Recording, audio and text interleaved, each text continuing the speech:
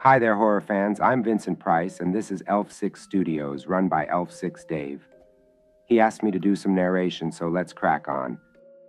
It was Halloween all over the world, but nowhere was scarier than at Elf 6 Studios. Dave hobbled over to the update board and had a look at what was new. As he was reading, he thought he could smell something burning. He hobbled off in the direction of the smoke. Then he saw where it was coming from. There was a ring of fire near the store. In the middle of the ring was a horse and a rider without a head. At least, not a head, but a pumpkin. Dave was somewhat annoyed and yelled at the newcomer, who was burning a hole in the studio's lawn. Mr. Pumpkinhead didn't respond, probably because he had no ears. Then Dave noticed a parrot sitting in a cage. It kept repeating, "The end is coming, the end is coming." Come here! Towards the other end of the park, there was a commotion. Somebody was being stretchered off. What was happening tonight? As Dave approached, he realized it was the girl from last week, the reporter, Sarah Sparrow. I wonder if she knows Jack, that pirate fellow. Oh, wait. You did that joke last week, and it wasn't any good that time either. Okay, sorry. Where were we? Apparently, she appears to have had a heart attack and died. Well, that's not good, especially for her. She had been reporting on the H&D Industries and leaked a video showing somebody getting shot, and now she is dead too. This is turning into one of my horror movies, although I expect most of you watching this will not remember me or my movies. You might know me from the Michael Jackson song, though.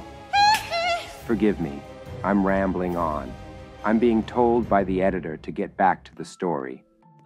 Well, now we have another incident. Karen is freaking out. She seems to have encountered a ghostly experience. Her and Oliver say they saw a green glow coming from the maze.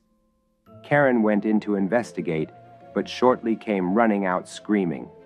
She says she saw a 9-foot-tall green glowing ghost with long arms stretching out towards her. This is most definitely turning into one of my movies. Karen was in a state of shock. Oliver explained that he would go and have a look round the maze. Dave went to pee in the maze. Wait, that says peer. Dave went to peer in the maze. I'm sorry, I can't read this writing. Hardly surprising at my age. I'm 113 years old now. Oh, hang on. Apparently I died in 1993 on October 25th. That must mean, yeah, I'm dead. Which also means I must be a ghost.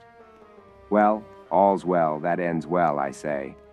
Dave went to make sure everyone else was okay.